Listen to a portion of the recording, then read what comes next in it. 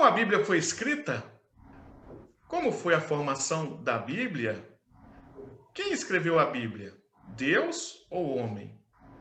Do que trata a Bíblia Sagrada? Qual o assunto principal?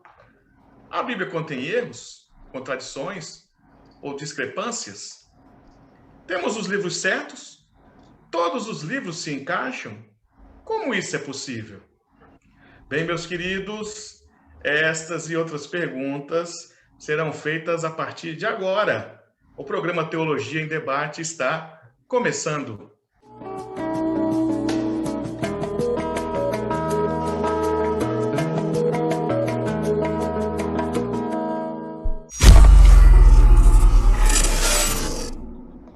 Bem, meus queridos irmãos, queridos que nos acompanham no programa Teologia em Debate, estamos aqui com mais um programa, com mais um assunto. Como a Bíblia chegou até nós, a história do livro que mudou o mundo. Vamos discutir nesse programa sobre como a Bíblia chegou até as nossas mãos, como é que foi a sua formação. Precisamos pensar, meus queridos, que a Bíblia Sagrada, que é uma coleção de escritos antigos, composta por leis, profecias, poesias, filosofia, história, atravessou os séculos, deixando evidente as marcas de uma relação fascinante e complexa entre Deus e sua criação. Será que ela é relevante ainda nos nossos dias? Vamos falar sobre isso, então? Bem, para discutir o assunto nesse dia, para conversarmos sobre a Bíblia, estamos aqui com nossos queridos pastores, debatedores, homens de Deus, que se dispuseram a ajudar-nos nesse programa. Está aqui o pastor Alan Tax, pastor da Primeira Igreja Batista da cidade de Montes Claros, em Minas Gerais. Está conosco também o pastor Luciano Rocha, que é o pastor da Igreja Presbiteriana da cidade de Maringá, no bairro Vila Operária.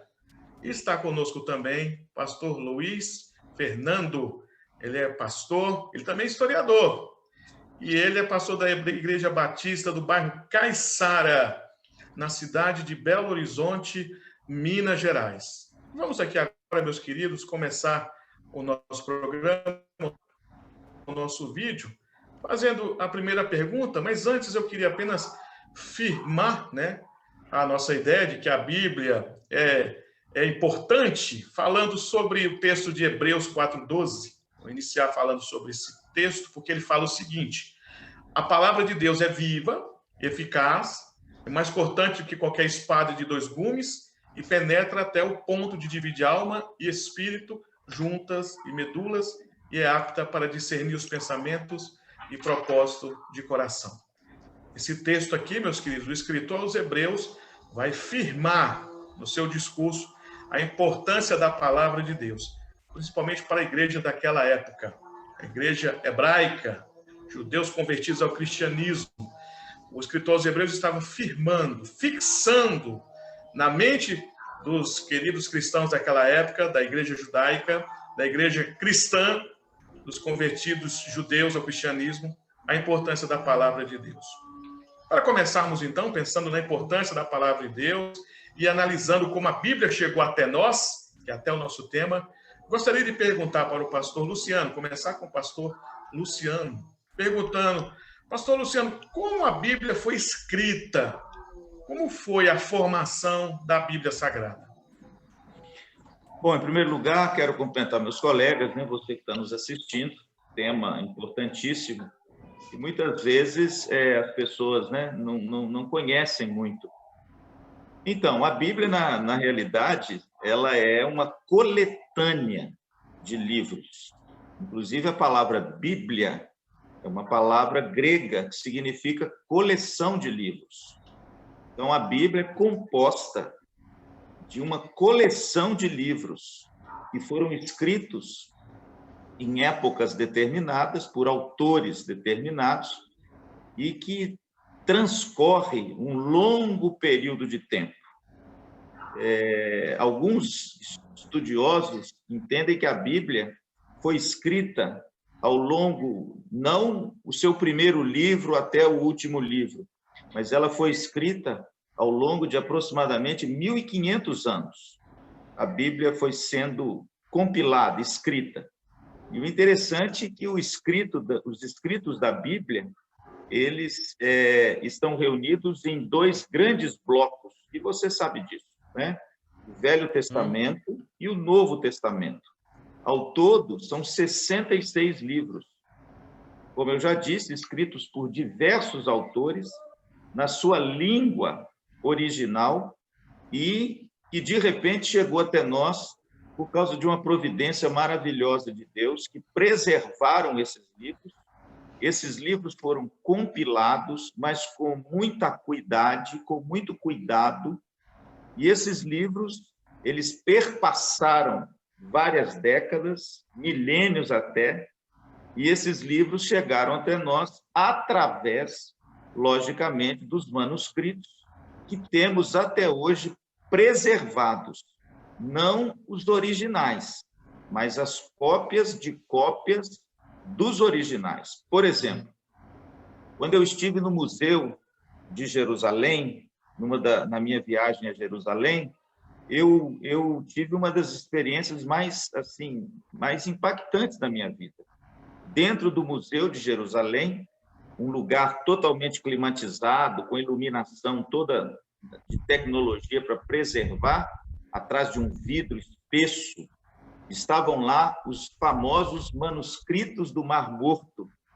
Esses manuscritos eram manuscritos do livro de Jeremias, de Daniel e de Isaías, compilados, talvez, dos originais, mas, logicamente, cópias de cópias mais antiquíssimas.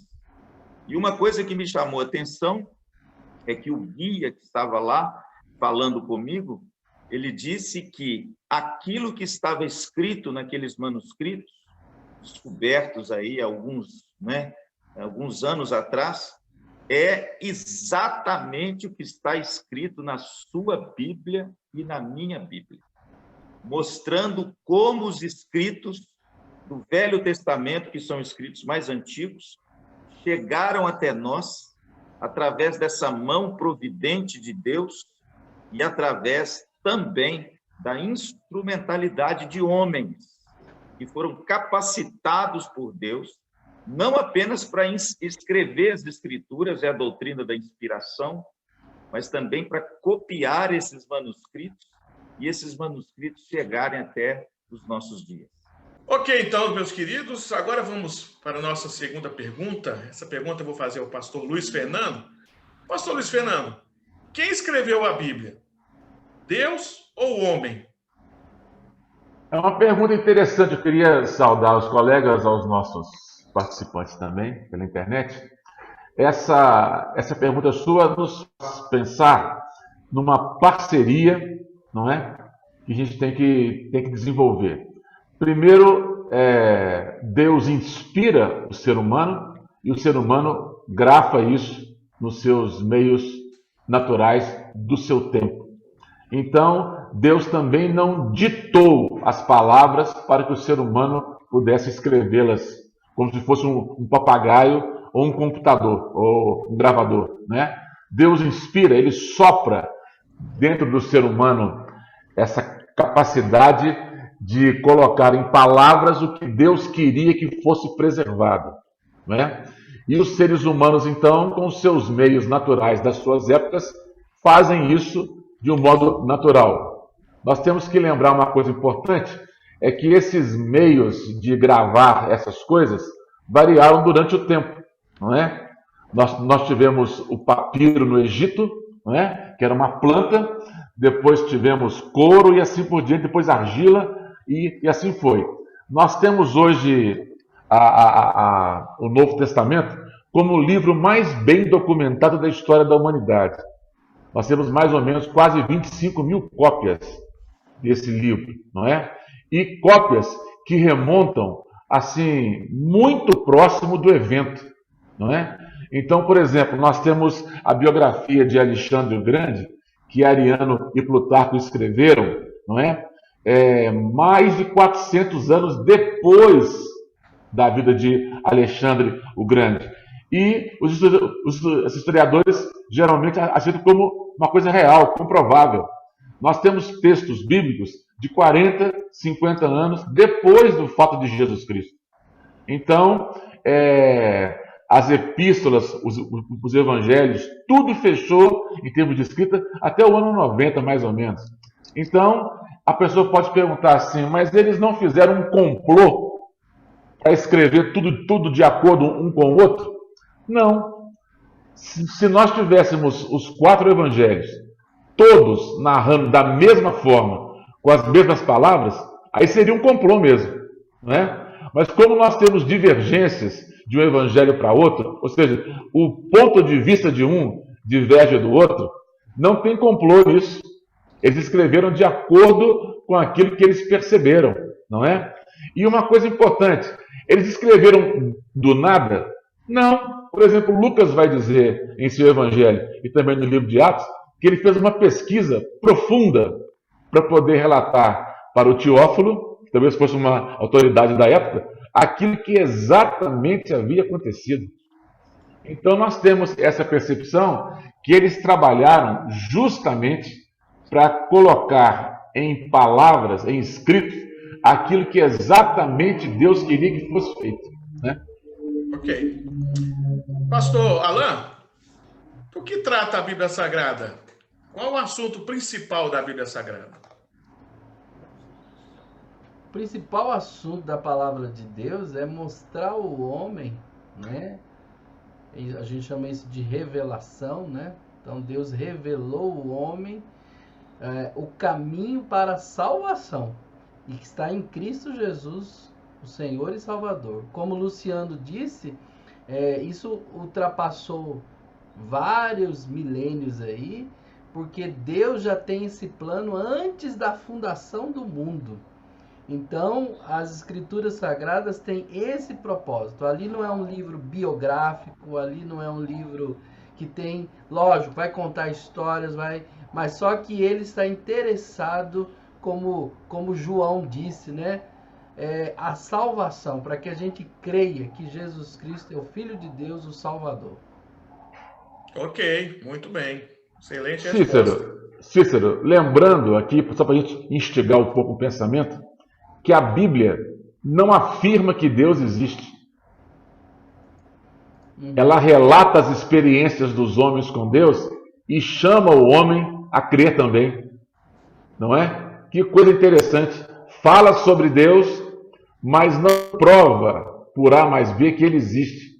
Por isso que o homem tem de crer na verdade da palavra de Deus, não é? Aqueles homens que se aventuraram a crer e viveram essa experiência, eles colocaram isso na palavra de Deus.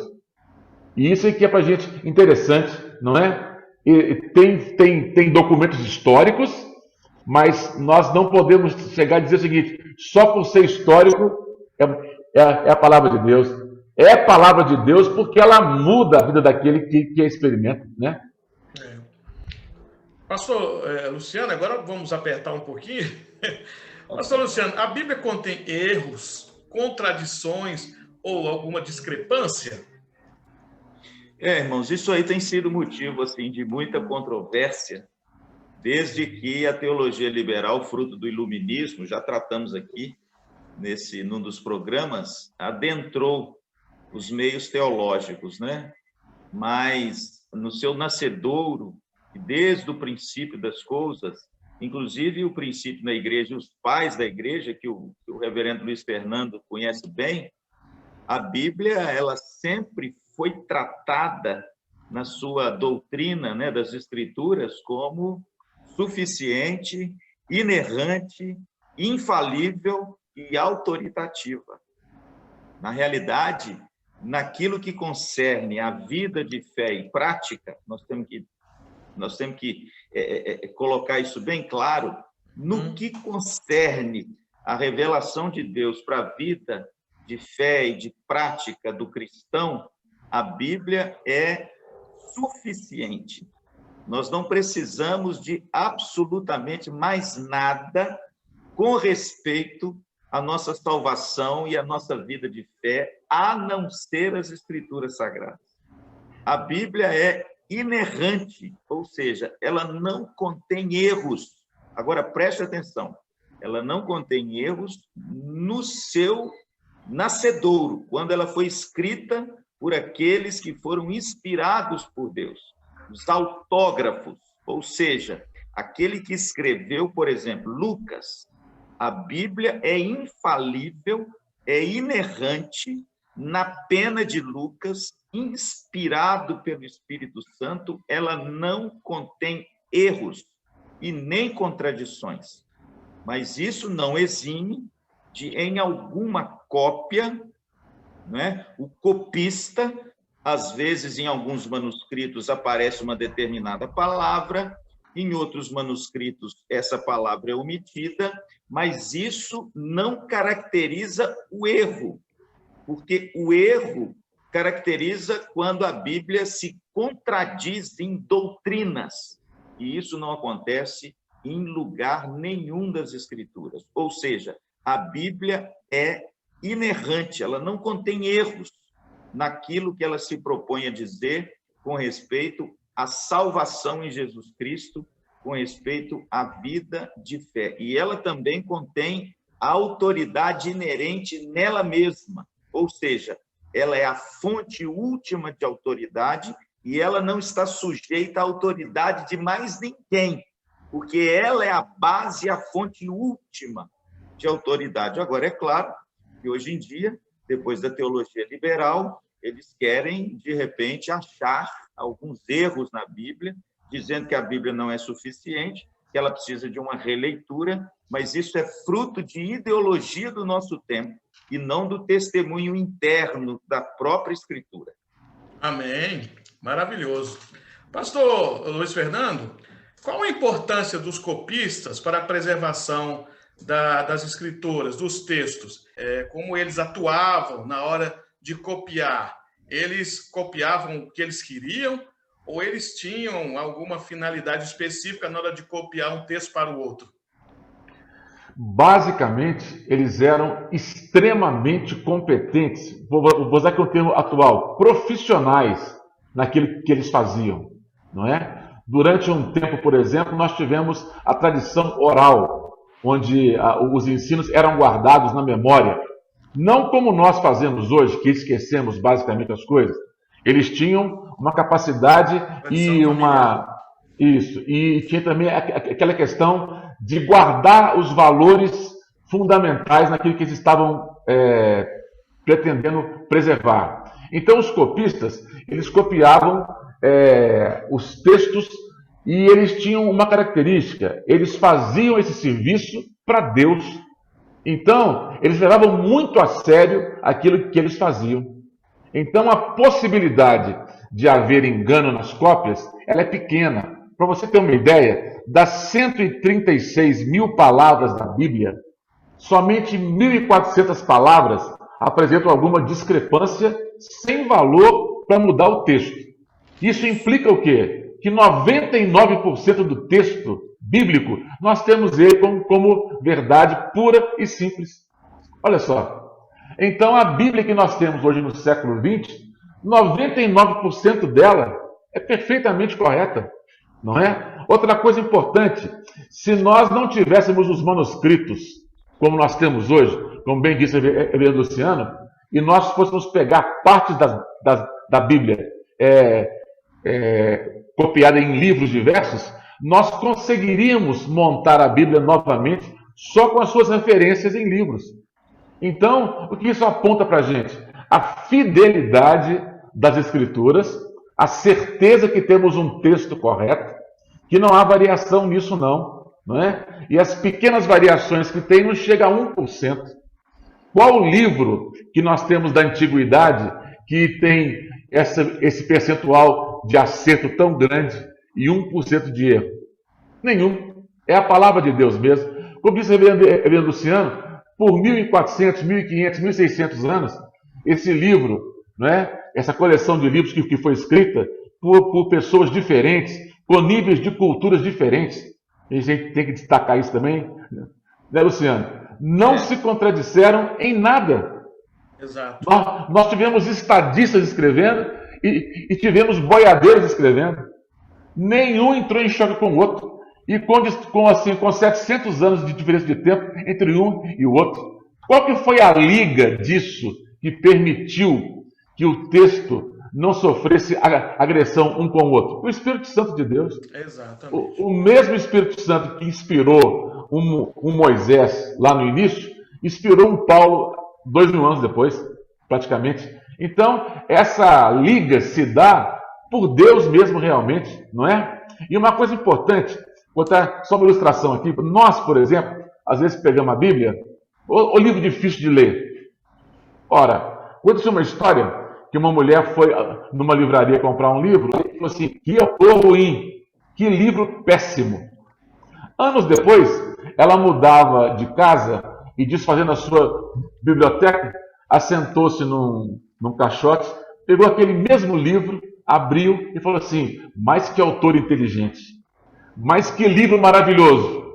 Resumo, ela tinha se casado com o autor do livro.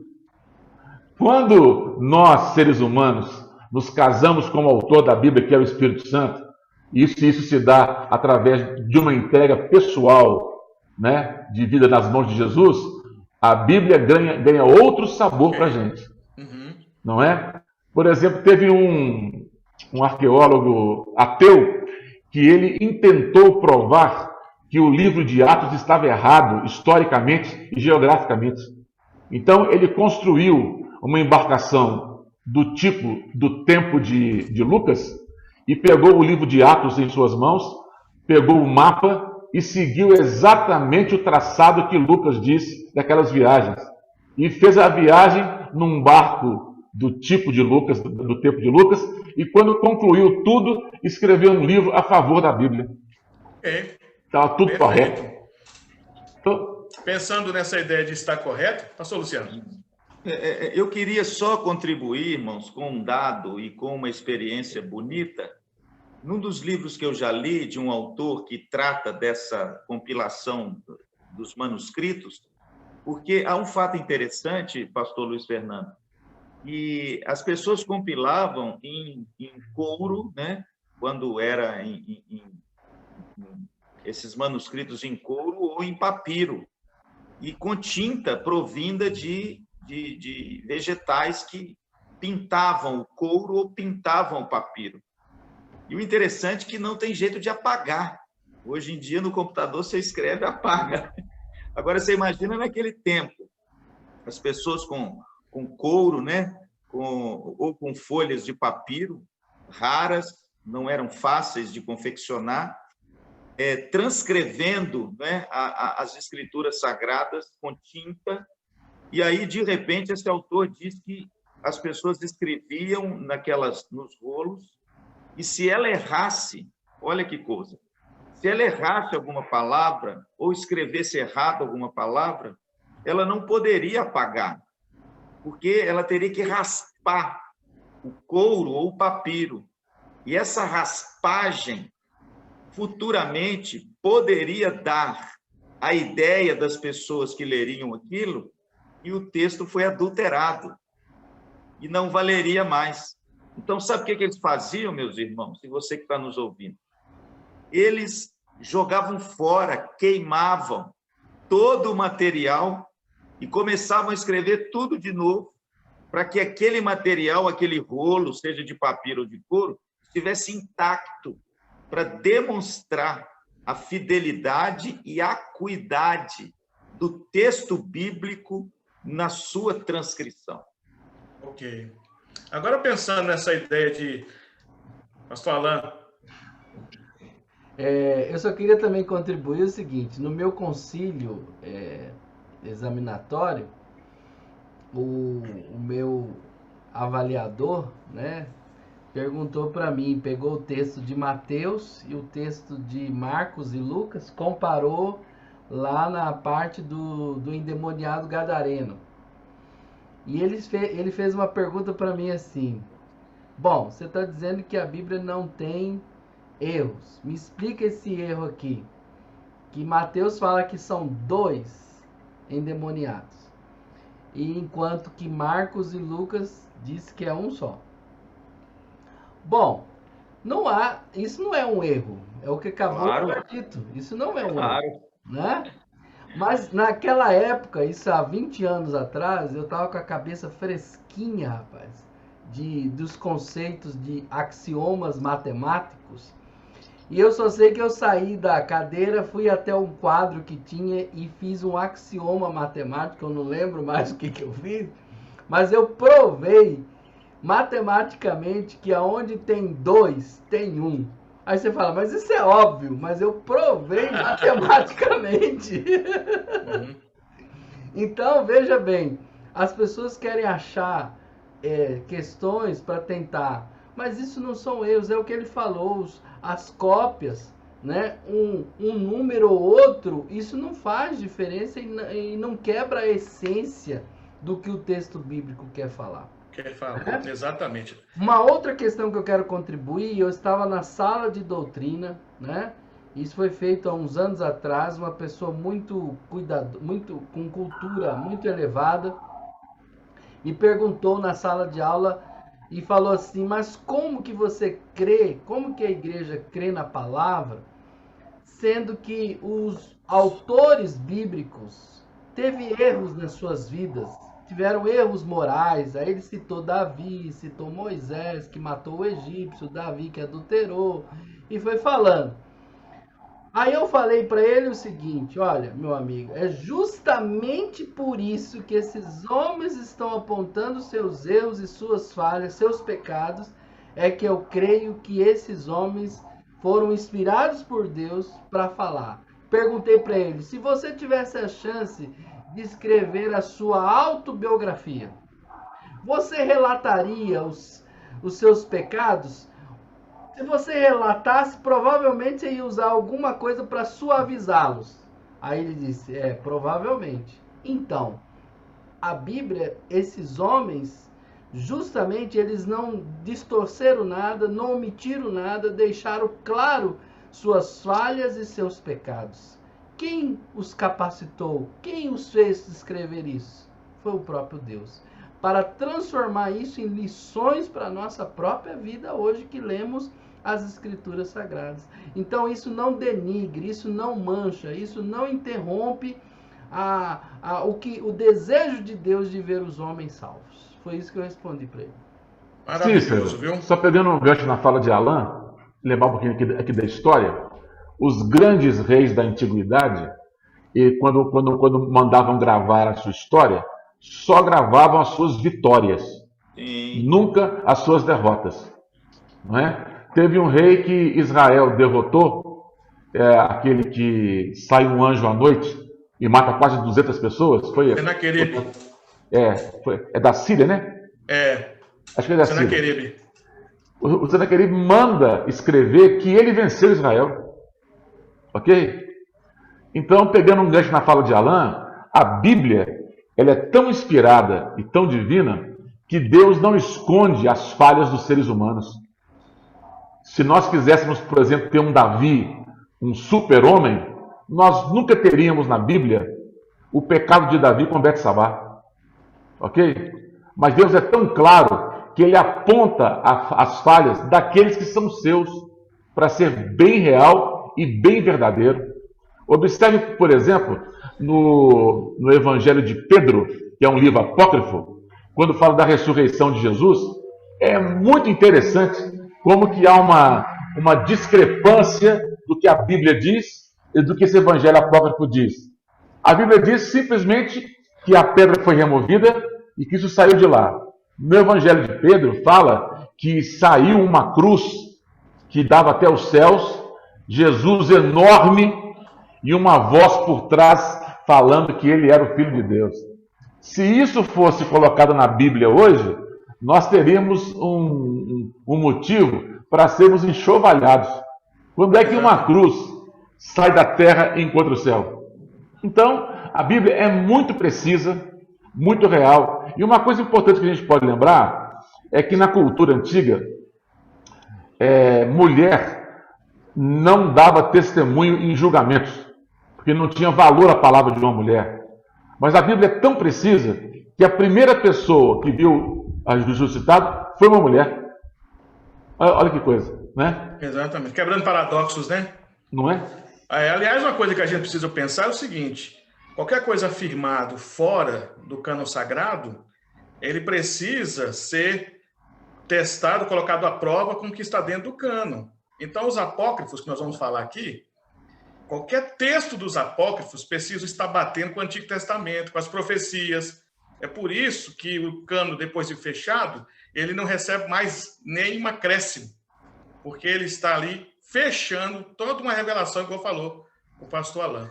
Mas pensando em infabilidade da Bíblia, igual os irmãos estão falando aí, gostaria de perguntar para o pastor Alain, mas eu vou perguntar no segundo bloco, que esse primeiro bloco está fechando. Eu sei que os irmãos estão gostando, os irmãos estão assim, faz a pergunta agora.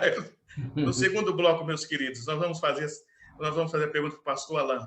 Vamos para um pequeno intervalo e daqui a pouco nós voltamos com mais Teologia em Debate. Vamos falar sobre a Bíblia, vamos falar sobre mais coisas relacionadas à palavra de Deus. O assunto hoje é como a Bíblia chegou até nós. A história do livro que mudou o mundo. Até já!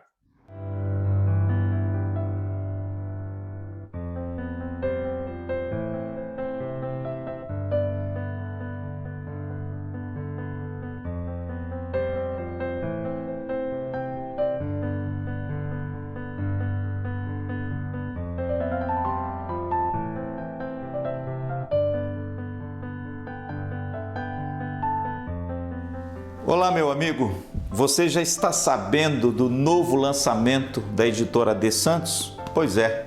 Veja que bênção. O meu novo livro, Jesus de Nazaré, o fascinante retrato do Filho de Deus. Se você quer conhecer mais profundamente a beleza, o fascínio, a grandeza, a majestade da pessoa bendita de Jesus Cristo, e também, se você quiser fazê-lo conhecido das pessoas, esse livro certamente é para você. E você pode adquiri-lo tanto no telefone que aparece aí abaixo, como também na Igreja Presbiteriana da Vila Operária, aqui na Avenida Paissandu 32, em Maringá. Então, adquira o seu. Você vai ser profundamente abençoado com a sua leitura.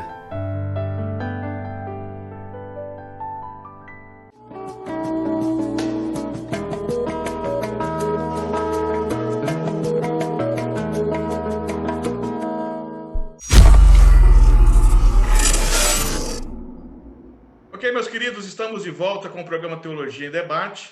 Como foi falado no primeiro bloco, nós vamos direcionar a pergunta para o pastor Alain, voltado exatamente para a infabilidade da Bíblia. Pastor Alain, quando nós pensamos nos escritos hoje, na Bíblia, a interpretação dela hoje, como ela está nas nossas mãos hoje, nas várias traduções que nós temos, eu gostaria de saber do senhor qual a influência ou relevância da Vulgata e da Septuaginta para a nossa tradução hoje. O que a Septuaginta influi na Vulgata, ou o que a Vulgata recebe da Septuaginta que influencia a nossa tradução hoje? Ou não tem influência nenhuma? Podemos ficar tranquilos? A Septuaginta, que é uma tradução grega, né? Então, ela tem um posicionamento, e eu acredito que diante do que nós precisamos e resgatar a língua original. Então, o Velho Testamento e o Novo Testamento a Septuaginta foi escrito o Velho Testamento em grego, então isso nos ajuda a compreender, né, de alguma forma, a influência da Septuaginta nas traduções, nas versões que nós temos, ela se torna muito mais relevante. Então, se colocarmos em ordem aí, a Septuaginta, eu acredito que tem um valor maior do que a Vulgata, porque a Vulgata é consequência da Septuaginta. Então é aquela coisa, aonde que está a fonte, né? Aonde que nós vamos beber primeiro? Então, obviamente, a Septuaginta tem um valor muito grande. Eu me lembro quando estava estudando as profecias de Daniel com a igreja, eu tive acesso aqui, hoje a internet possibilita tantas coisas, e eu trouxe algumas coisas da Septuaginta, né? Sobre as profecias de Daniel. e qualificou muito para a gente entender, principalmente aquela figura do anticristo, do Antíoco Epifânio, né? Na época de Daniel, que tinha essa... ele era a representação do anticristo ali. Sim. E na Septuaginta você vê isso, você vai estudando ali e comparando, você vê claramente, né? Com mais, não que nossas versões não sejam, mas a nossa língua portuguesa ela tem dificuldade, por isso que de vez em quando a gente tem que trazer mesmo nas mensagens da igreja algumas qualificações do grego, né, lá no caso da Septuaginta também, para a gente poder balizar o que nós estamos falando hoje. Então é importante a gente perceber que a Vulgata ela influencia muito o lado católico, né? A visão e tudo isso. Então a gente precisa realmente trazer a Septuaginta como um grau maior para a gente trazer isso como ponto marcante, né, nessas versões bíblicas que nós temos. Ok. Deixa eu pegar um gancho aqui na fala aqui, de Alan. A Vulgata Latina, traduzida por Jerônimo acrescentou alguns livros que não eram inspirados, não é? E ele não acrescentou esses livros no intuito de somá-los aos livros inspirados. Ele queria dar uma fonte histórica de pesquisa para aquelas pessoas. Na Idade Média, tanto a Vulgata quanto a Septuaginta serviram de base para que pudesse replicar essas coisas. Com as cópias sendo feitas, esses livros ficaram ali e, mesmo que não fossem aceitos como inspirados, eles se multiplicaram. E aí há uma coisa importante.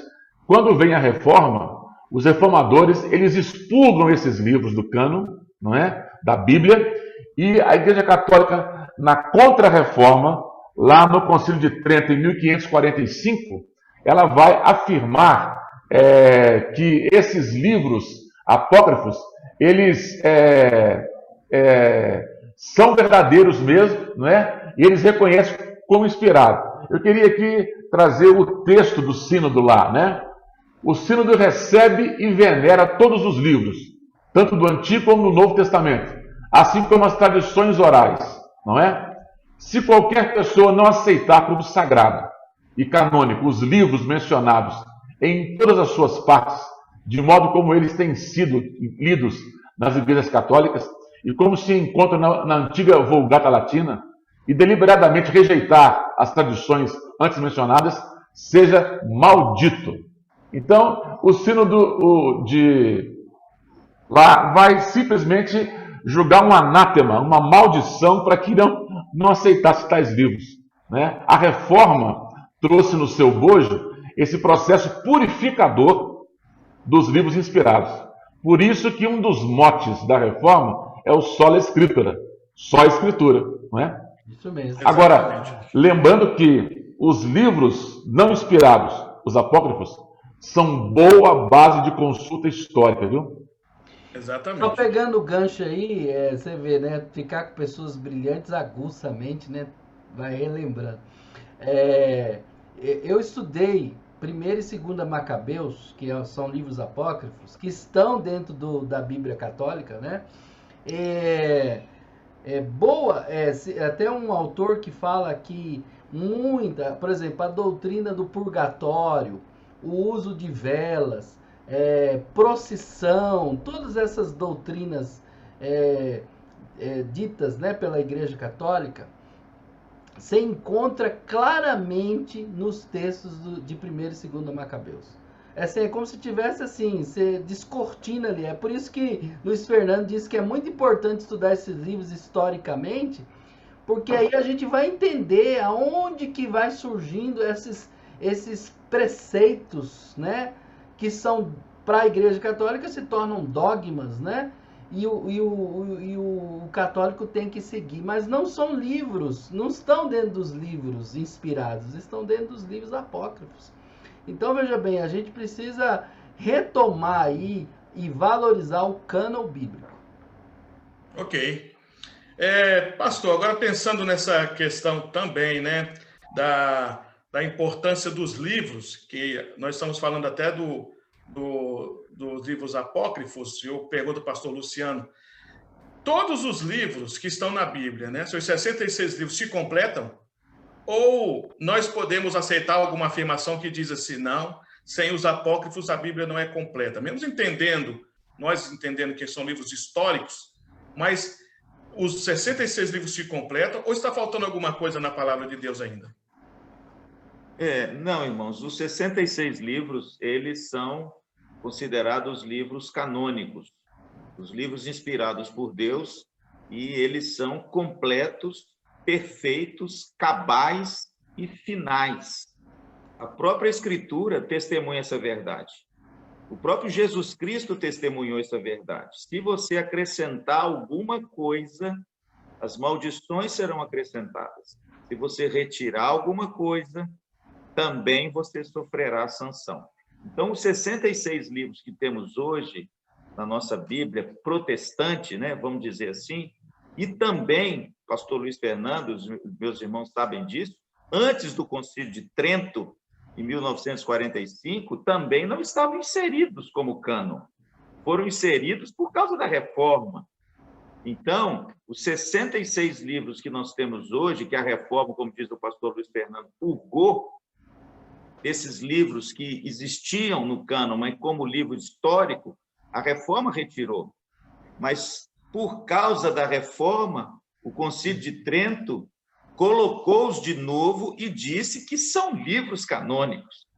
Mas basta você ler qualquer um deles, por exemplo, o pastor Alan citou aí Macabeus, mas você pode ler lá Judite, Tobias.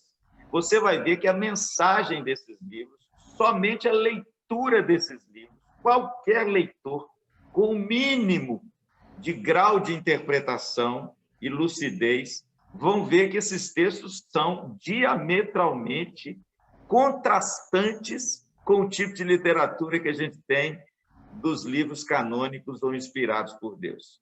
São livros dúbios, são livros que se contradizem, são livros que dizem uma coisa, ora dizem outra coisa, e são livros que você lê e vê puramente a pena do homem por trás desses livros, diferentemente da pena de Deus por trás dos livros canônicos. Portanto, a nossa Bíblia é completa.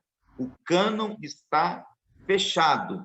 Dr. Billy Graham diz que a Bíblia ela tem uma capa anterior e uma capa ulterior, ou seja, ela tem uma capa de abertura e uma capa de fechamento.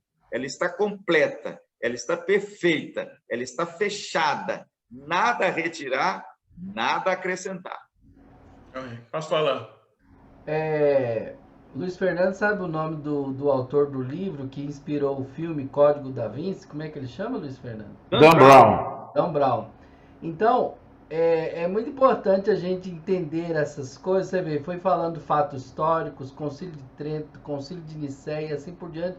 Se a gente não saber se situar historicamente, a gente compra a ideia do filme e do livro Código da Vinci, né? Que quer porque quer colocar ali uma ficção, é só uma ficção mesmo, porque não existe nada de real, e que na época bagunçou a cabeça de muita gente, mas basta a gente ir realmente para os fatos históricos que a gente desmantela aquele filme, aquele livro claramente. Lógico que o autor estava querendo mercado, né? Queria consumidores, mas tem gente que compra a verdade a partir de ficções, né? Okay. Pegar um gancho na fala de Alan, Cícero, o Dan Brown foi para um debate com aquele teólogo Bloch, que escreveu os comentários de Mateus, João, teólogo novo aí, é vivo ainda, e simplesmente foi desmoralizado naquele debate e foi chamado para um novo debate, ele não compareceu. Então, as citações de Brown da história, elas se misturaram com a teologia e fizeram uma salada de fruta muito grande. Não tem embasamento histórico nenhum, né? Ele confundiu as coisas. Agora, pegando um gancho na fala do Luciano sobre os apócrifos, Jesus nunca mencionou um apócrifo, nem os apóstolos, não é? Então, não tem embasamento para se aceitar. Outra coisa que a gente pode perceber nas contradições é que Tobias, ele advoga o suicídio. E nós temos que a Bíblia é contra o suicídio, né? Então, são choques irreconciliáveis. Agora, como fundamento histórico, é bom de pesquisar, como o Alan mesmo disse, né? Ok. Agora, pastor, pensando também na ideia da concordância da Bíblia, né? De que, juntando a palavra de Deus um compêndio, numa ideia, ela traz uma mensagem. Também ela traz um princípio ortodoxo. Ela toda é uma base de princípio ortodoxo doutrinário. Nós sabemos que na formação do cânon, né, Flávio Joséfo e os irmãos que estavam ali formando a palavra de Deus, eles pensaram nisso, um livro ético, doutrinário, com base de princípios para a condução da comunidade cristã ali no século I. Nós podemos dizer, aí eu vou perguntar para o pastor Luiz Fernando, que pode haver na Bíblia algum erro doutrinário ou falta alguma coisa doutrinária nesse fechamento do cânon sagrado, ou a doutrina está ali perfeitamente estabelecida como ela deve ser? Perfeitamente estabelecida como deve ser, não é? Se nós cremos na inspiração plenária das Escrituras, palavra por palavra foram inspiradas, não existe erro, nem existe falta de nada. O apóstolo Judas vai dizer que para uma vida piedosa, nós encontramos tudo na palavra de Deus, né? E o próprio Judas vai dizer que nós precisamos lutar pela fé que uma vez foi entregue aos santos. Fé ali não é crença, é corpo de doutrina, né? Então, tudo que a igreja precisa para se manter e levar a mensagem de salvação está na palavra de Deus. Qualquer acréscimo, nós temos que refugar isso veementemente, não é? Qualquer revelação extra-bíblica que não tem como fundamento a palavra de Deus deve ser rejeitada perfeitamente, não é? Nós não nos baseamos por achismo, não. Certa feita, conversando com um pastor, ele falou assim para mim: mas pastor Luiz, lá no livro de João fala que se fosse escrito tudo que Cristo fez, nenhum livro na terra iria conter isso, de tanta coisa que foi. Eu falei assim, mas nós, pastores, nos preocupamos com o que foi escrito. Com o que não foi escrito, para nós, não interessa. É achismo puro, né? Se nós pudéssemos nos firmar nisso, se nós vamos entender que a palavra de Deus não tem que ser acrescentado nada, nem dela ser também tirado nada. Ela é perfeita em si mesma e leva o cristão à maturidade de Jesus Cristo. Okay. Paulo escreveu a Timóteo um texto precioso na sua carta. Ele diz que toda a Escritura, os irmãos conhecem esse texto, toda a Escritura, ou seja, velho e novo, né, é inspirada por Deus e útil para o ensino, para a correção, para a edificação, para a educação na justiça, a fim de que todo homem seja perfeito e perfeitamente habilitado para toda boa obra. Portanto, tudo que nós precisamos com respeito à salvação e vida de fé, como diz o pastor Luiz, está contido cabalmente, perfeitamente na palavra de Deus. Perfeito. Alan? Posso falar? Posso falar? Pode falar. A maior evidência, né? A gente pode ir pelo argumento histórico, pela unidade que a gente já foi dito, a unidade da Bíblia em mais de milênios aí, né?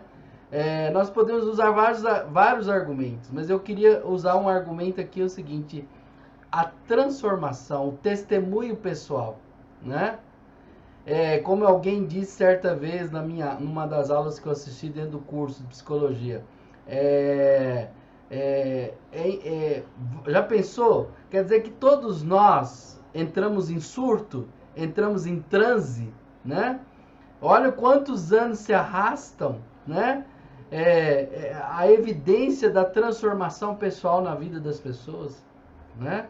Então, assim, não tem como, não tem argumento E quando eu digo da minha experiência pessoal com Cristo, da transformação que ele trouxe, eu combato qualquer argumento que possa vir. Então, assim, a evidência da palavra, a transformação dela, o poder dela, né, na minha vida, na sua vida, isso aí comprova claramente o seu poder, a sua unidade, né? E aquilo que Deus é palavra inspirada mesmo de Deus. Amém. Pastor Alain, voltando para o senhor como um psicólogo, a pessoa que estudou a alma humana, como o senhor vê a importância, qual a importância, então, da palavra de Deus para a formação da sociedade, para a formação do caráter humano, para a formação ética, moral, né, de grupos, né, de nações, de tribos? Primeiro, a Bíblia vai falar de formação de tribos ali no Antigo Testamento, mas sempre elas estão baseadas em preceitos religiosos, comportamentos éticos e morais. A Bíblia, nesse contexto, qual a importância dela, tanto no passado como para os dias de hoje? Bom, foi dito claramente aqui, muito, muito bem pelos meus colegas, né, por nós aqui, de que a palavra de Deus ela não muda, né? Pode vir anos, culturas, ela continua, os princípios dela são reais e são presentes. É como se tivesse sido escrito ontem, hoje, né? Quer dizer, uma coisa que se encaixa perfeitamente e a gente sabe que isso favorece a gente ler a palavra e entender a transformação dela. Então, a sociedade, ela discute assuntos hoje que, se nós olharmos na palavra, a gente encontra a resposta, encontra os princípios de Deus para nortear. Então, quando a gente conta de experiências das pessoas, né, as mudanças de vida delas, a gente vai ver que como que a palavra tem essa influência na mudança de visão, ética, postura, né? Ontem eu fiz uma live junto com o Ministério Oicos e entrevistamos o Dr. Antônio Cabreira, que já foi ministro de Estado, né, no período de um governo atrás, né, o Antônio Cabreira, e a gente fez uma live com ele sobre a questão da influência do Estado na família. E eu achei interessante quando ele fala assim que o modelo bíblico para a família está sendo, o Estado está querendo tomar conta, né? E ele fez uma crítica, eu nunca vi ninguém fazendo uma crítica à Constituição de 88, e ele fez. Ele falou assim, ó, nós temos algumas questões sutis na Constituição. Ele citou educação, lá está escrito que é dever do Estado e da família. Ele falou, está errado. O modelo bíblico nos ensina que é dever da família a educação. E aí ele disse que a redação tinha que ser mudada. Ele dizendo assim, olha, a palavra de Deus já está nos ensinando o modelo que Deus quer. Só que os homens, com seus interesses, distorceram isso. E ele falou que a redação melhor seria: a educação é dever da família com o apoio do Estado. E aí ele falou assim, ó, infelizmente isso abriu caminho para discussões, para que o Estado faça suas intervenções na família. E isso aí, por isso que todo mundo acha meios de falar que é inconstitucional certas questões, né? Por quê? Porque são palavras que foram encaixadas no lugar errado. Então o problema da sociedade é que está se afastando, né, da nossa fonte judaico-cristã. Eles se arrepiam quando fala dessa fonte, né? Mas aí é aqui que está. Então, por isso que o salmista diz, feliz é a nação do Deus é o Senhor. Então, gente, a Bíblia tem tudo que precisamos, não falha nada. O problema é que nós não estamos mergulhando nela, nós estamos desprezando, achando que é uma coisa do passado, e ela é real e presente. Maravilhoso. Eu queria perguntar ao pastor Luciano, agora colocar o pastor Luciano um pouquinho de fogo nele. Pastor Luciano, para o leigo, ele muitas vezes acha que a palavra de Deus, a Bíblia, foi um livro montado assim a erro, né? Sem preocupação, juntaram lá os livros lá e pronto. Mas o querido irmão que está nos assistindo não sabe que existe um pessoal aí chamado alta crítica. E a alta crítica, apesar de tudo, é muito importante, foi muito importante para nós afirmarmos a infabilidade da Bíblia. Porque são críticos que, por um lado, são importantes para trazer a credibilidade da Bíblia, mas muitas pessoas não sabem disso. Eu queria que o senhor falasse para nós qual a importância da alta crítica para a infabilidade da Bíblia, para a gente poder afirmar como cristãos, a Bíblia é realmente a palavra de Deus. Irmãos, a alta crítica, assim, já caiu do desuso, né? Para começar, a alta crítica já teve o seu apogeu. A alta crítica ela começou na Alemanha, com teólogos alemães. A alta crítica nada mais é do que você utilizar instrumentos, né, de crítica literária, instrumentos metodológicos, linguistas, instrumentos assim humanos, racionais, robustos, para poder interpretar e, acima de tudo, para poder avaliar e averiguar o que tem de certo e o que tem de errado, o que tem de real, o que tem de invenção, o que tem de plausível, o que tem de implausível nas Escrituras Sagradas. A alta crítica, ela funcionou mais ou menos como uma tesoura, entende?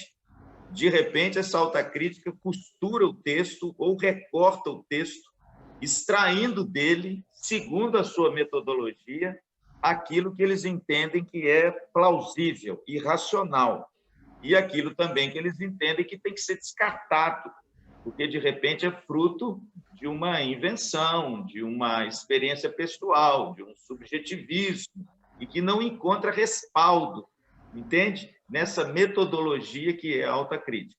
Pois bem, isso no seu nascedouro causou um profundo desconforto em muitas coisas, porque o que eles, na verdade, queriam é dizer que o texto estava errado, tinha alguma coisa de verdade no texto, mas outras coisas foram inseridas no texto por causa da tradição da igreja, por causa da fé.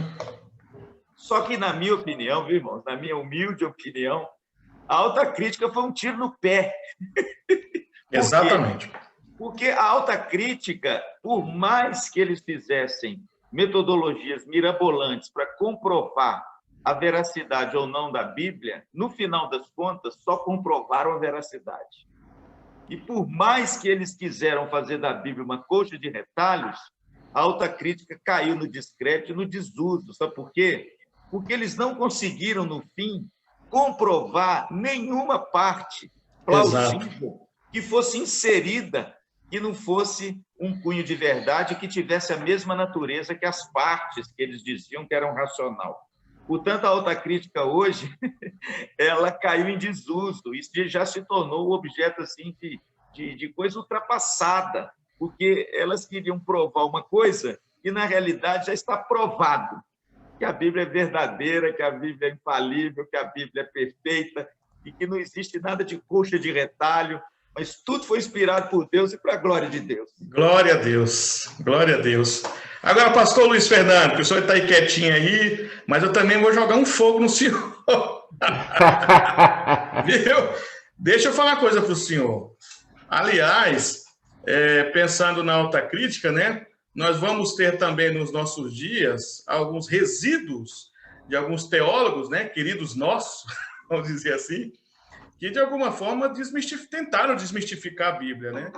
Eu queria perguntar para o senhor qual a relevância hoje, qual a importância hoje, ou qual foi a contribuição do liberalismo para a tentativa deles de reinterpretar a Bíblia e até de desmistificá-la. Pois é, nesse princípio que o Luciano tão bem nos brindou com essa sapiência acima do normal, né?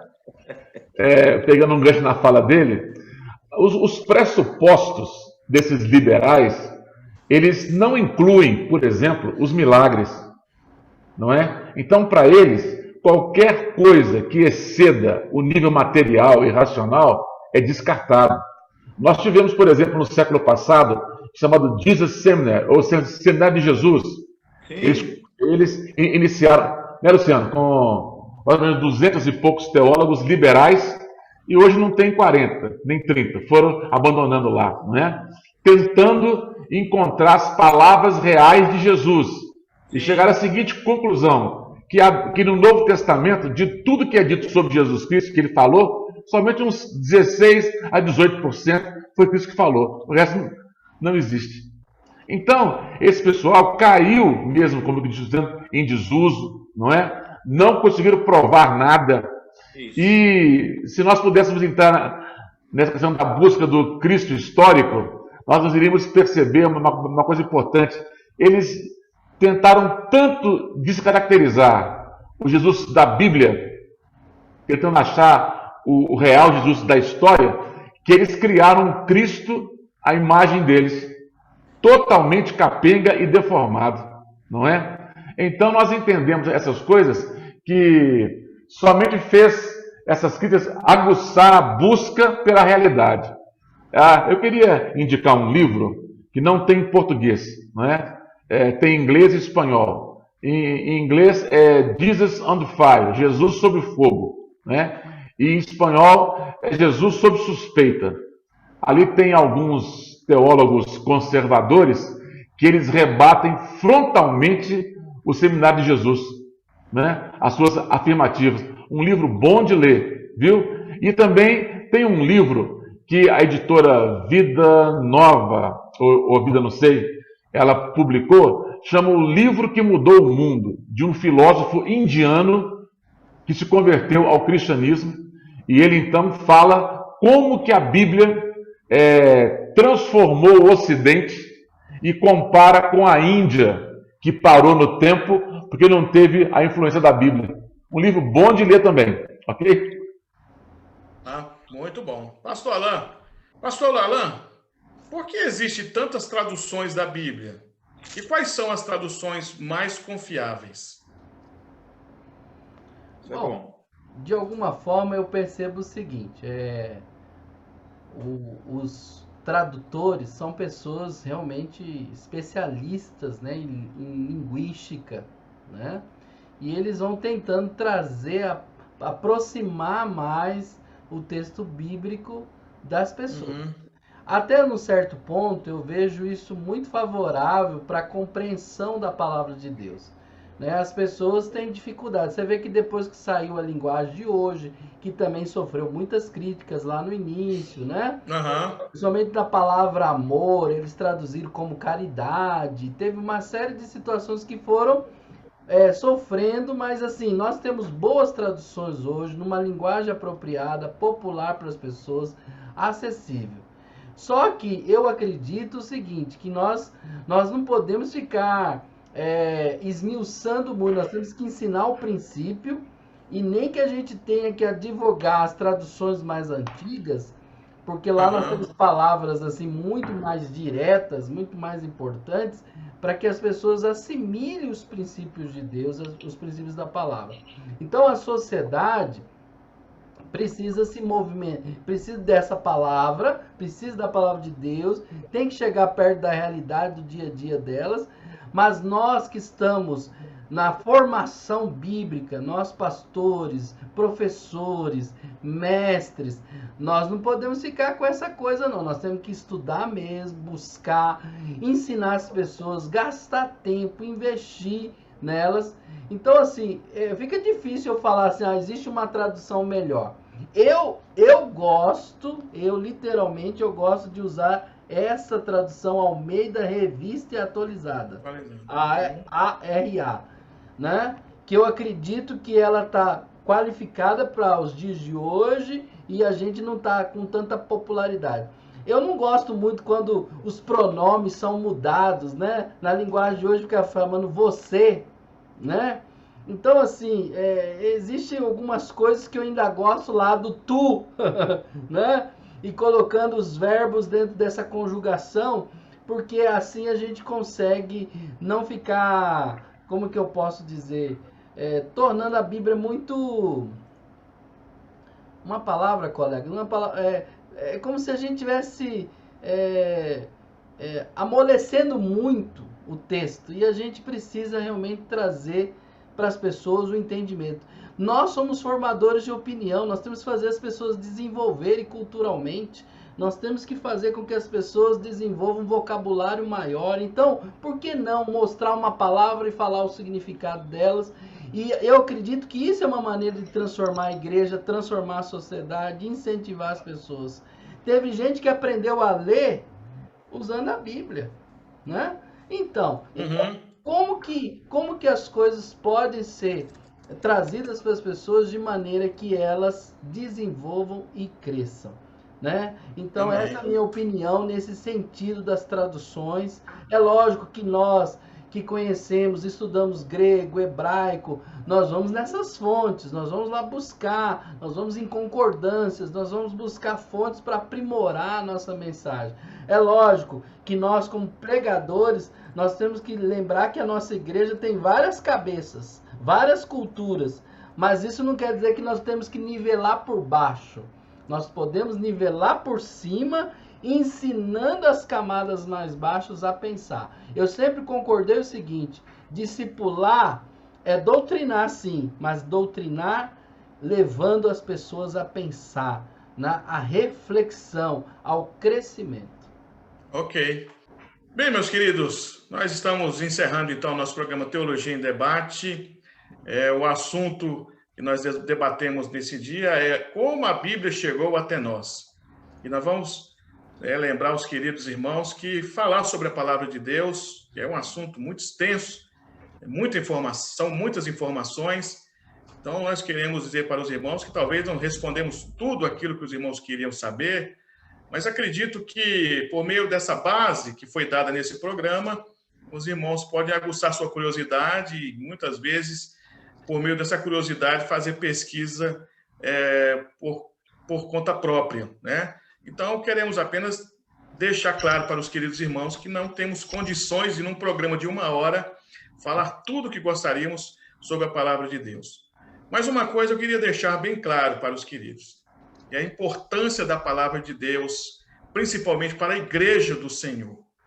Nós vamos entender que, quando nós lemos Apocalipse, o livro de Apocalipse, ele é considerado um livro que traz uma mensagem de conforto e de esperança para uma igreja que, naqueles dias, no século II, seria perseguida, seria humilhada. Até o século III, a igreja e os cristãos passaram momentos terríveis. Mas vamos definir também a Bíblia como um todo, também como um livro que traz uma mensagem de esperança, de fé e de conforto para a igreja. Que se não fosse esse livro, que além de outras coisas, traz esses pressupostos, conforto, esperança, revela Deus para a sua igreja, né? Nos aponta a igreja para Deus também, para Jesus Cristo, para a obra salvífica de Deus por meio de Jesus Cristo.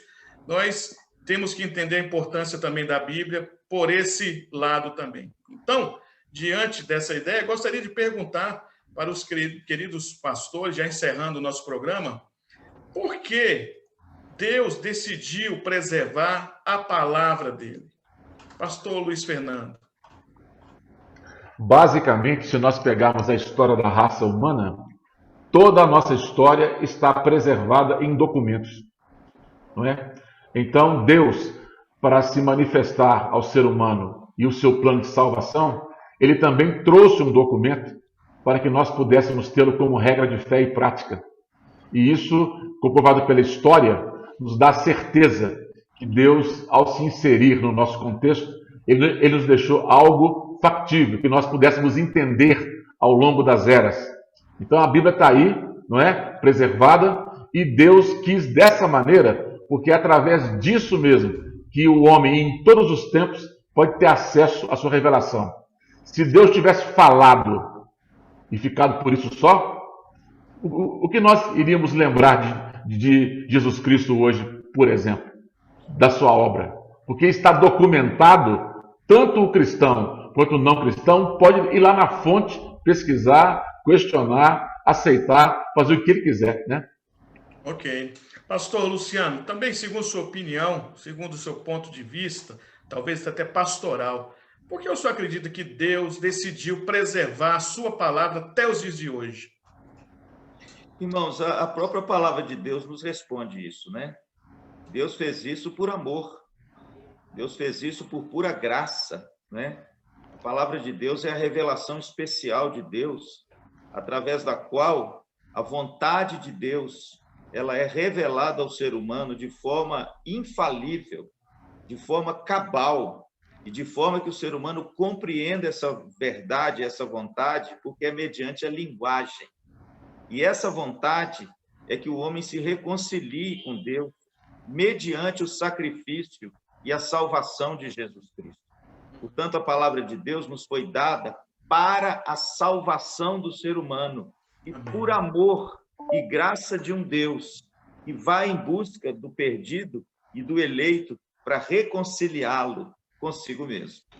Amém, amém. Pastor Alain, também a mesma pergunta, o senhor pode responder pessoalmente também, do seu ponto de vista pastoral. Por que Deus decidiu preservar a sua palavra até o dia de hoje?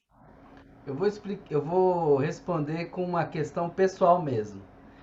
Eu nasci num contexto de duas religiões. De um lado do meu pai espírita, do lado da minha mãe católica.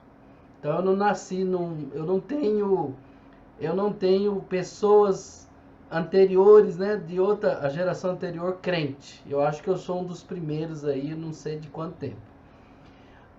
Então, essa formação desses dois lados que eu tive, me influenciou muito, até os 15, 16 anos, que aí que eu encontrei o Evangelho. E na minha casa havia um encontro espírita, chamado Mesa Branca, kardecista. Eu era criança e tinha isso. E o meu tio, ele nas sessões que tinha, ele psicografava. Ficava olhando para o teto e escrevendo. Então tinha isso. E eu, como criança, eu ficava aquilo assustado e ao mesmo tempo entendendo várias coisas na minha cabeça, infantil ainda. E quando eu encontrei o Evangelho, né, uma das coisas extraordinárias de Deus trabalhando dentro de mim, foi quando eu li Lucas, capítulo 1. Visto que muitos houve que empreenderam uma narração coordenada dos fatos entre nós, se realizaram conforme nos transmitiram os que desde o princípio foram deles testemunhas oculares e ministros da palavra.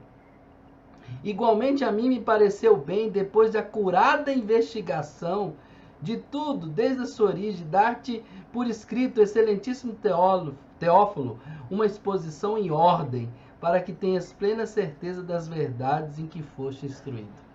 Aqui desmascarou tudo que na infância eu obtive. Então a psicografia foi por água abaixo, tudo, porque eu entendi o que é revelação, o que é inspiração e o que é hoje ser iluminado por Deus. Você vê, Deus usou esse texto, você vê como que Lucas obteve, olha como que Deus usou a investigação, tudo, a pesquisa. E isso está preservado. Agora eu respondo a sua pergunta. Está tudo aqui preservado, irmãos. E Deus usou cada um desses autores. Deus não tirou a personalidade de nenhum deles. Deus usou cada um deles, né? Então, isso mexeu muito comigo. E eu acredito, como o Luciano disse, Deus preservou por amor. Porque tem muitos Alans como eu, tem muitos igual os Lucianos, tem muitos igual o Luiz Fernando, tem muitos igual o Cito. Ou seja, Deus, ele sabe o que ele quer falar com cada um de nós. Então ele preservou tudo isso para sermos alcançados e transformados por Deus. Glória a Deus, que bonito, viu? Pois é, meus queridos, nós estivemos aqui durante esse tempo debatendo sobre o tema como a Bíblia chegou até os nossos dias, e estivemos falando sobre vários assuntos, conversando com os pastores que nos ajudaram, nossos queridos debatedores, pastor Alan Tax, pastor da Primeira Igreja Batista de Montes Claros, pastor Luiz Fernando, pastor da Igreja Batista da Aliança no bairro Caiçara, em Belo Horizonte, pastor Luciano Rocha, pastor da Igreja Presbiteriana da Vila Operária, em Maringá, no Paraná. E eu, pastor Cícero Frazão, sou pastor da Igreja Presbiteriana no bairro Diamante, em Belo Horizonte, Minas Gerais. Estivemos juntos aqui, tentando trazer para os irmãos alguns ensinos, alguns fundamentos da palavra de Deus, da formação dessa palavra para os queridos irmãos. E queremos agradecer a cada um dos queridos que estiveram conosco, que tem nos ajudado.